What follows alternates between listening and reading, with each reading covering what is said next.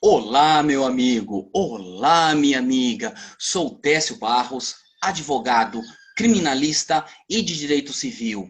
Hoje eu quero conversar com todos vocês a respeito de um problema muito sério: alienação parental. Doutor, não complica, explica. Explico.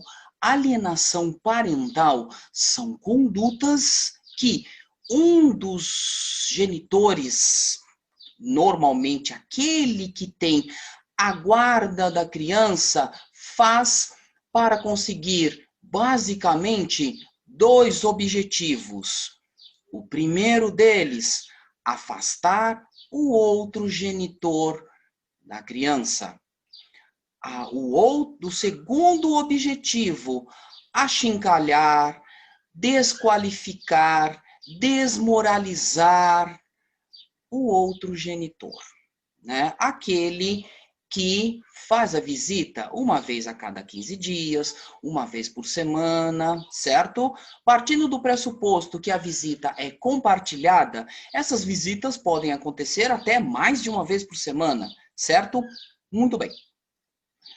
Quando duas pessoas se casam, lembrando, atenção casais homoafetivos, serve para vocês também, tudo bem?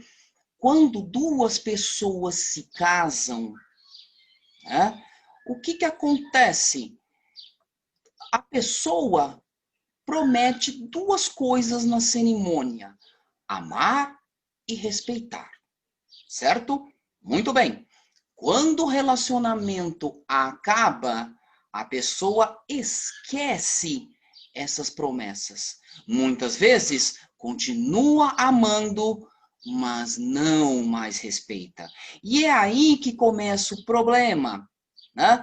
Quando o outro, vamos dizer assim, traiu, foi infiel, ou muitas vezes já arrumou outra pessoa, já está em outro relacionamento, o que provoca a ira do outro. A outra pessoa se sente traída, se sente trocada, se sente desprezada.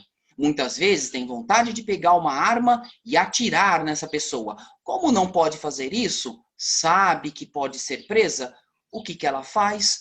Começa a usar a criança como arma para afetar, para prejudicar, para atingir a outra pessoa. E é aí que começa a alienação parental.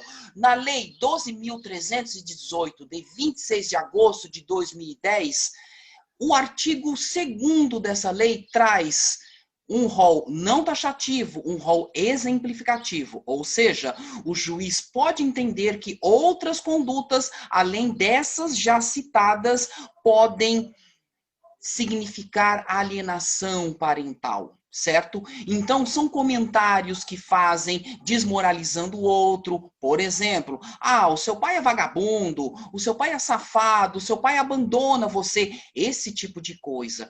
Então, vamos entender o seguinte: a criança é como se fosse um caderno em branco.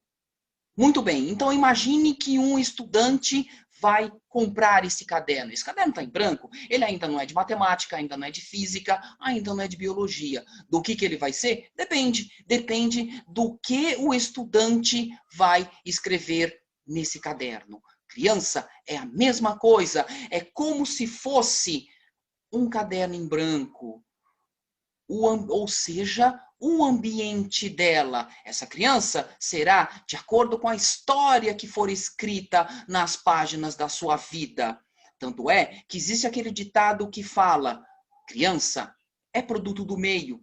Então, o problema é tão grave que muitas vezes uma parte chega a ajuizar uma ação contra essa outra parte, acusando de abuso sexual. E aí vem um problema, e daí surge um problema mais grave ainda. A justiça, muitas vezes a comarca daquele local, em virtude do despreparo, faz o quê? Pega a criança e expõe essa criança a interrogatórios, exames psicológicos, psiquiátricos, E o doutor, um doutor Guido Palumba, que é um brilhante psiquiatra forense, defende que essa criança tem que ser excluída do processo, não pode, não deve jamais expor essa criança a esse estresse que é exames psicossociais, interrogatórios, né? O delegado vai lá e interroga, a psicóloga vai lá e interroga, o psiquiatra vai lá e interroga. Criança fantasia muito as coisas, né? Criança, eu estou dizendo criança de 2, 3, 4 anos. Isso é um erro muito grave. O que é que tem que se fazer? O investigado tem que ser o outro genitor. Porque uma pessoa, para cometer atos libidinosos contra uma criança, tem que ser um deformado, tem que ser um doente. E essa pessoa tem muitos sintomas. O que é que tem que ser feito? Tem que ser feito um mandado de busca e apreensão ao computador dessa pessoa. Tem-se que investigar a vida passada dessa pessoa.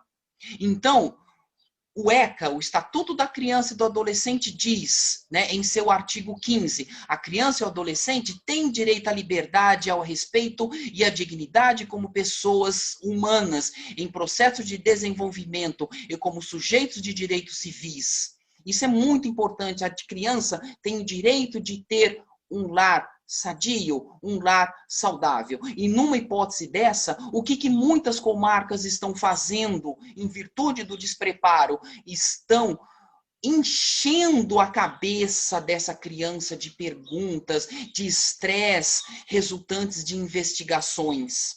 Por quê? Porque um pedófilo tem muitos sintomas. Então, essa pessoa tem que ser investigada. O pai ou a mãe, como eu falei, tem que emitir um mandado de busca e apreensão ao computador dessa pessoa. Por quê? Porque se uma pessoa é algum tipo de pedófilo, algum tipo de doente, ele terá muitos sinais disso em sua vida pregressa. Então, é muito importante, atenção casais, vocês que estão se separando, ponham o bem-estar dessa criança em primeiro lugar.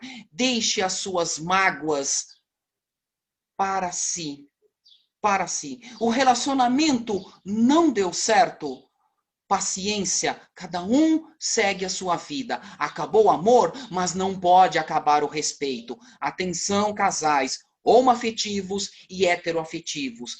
Vamos priorizar o bem-estar da criança. Isso é essencial. Criança não pode ser inquirida, criança não pode ser interrogada, criança não pode passar por esse tipo de estresse. Quem tem que ser interrogado, investigado, ter sua vida pregressa investigada, são os adultos. Isso é muito importante. Muitas comarcas cometem esse erro. Assim defende o doutor Guido Palumba, grande, brilhante psiquiatra forense. Era isso que eu tinha para passar para vocês. Muito obrigado pela atenção. Até um próximo vídeo.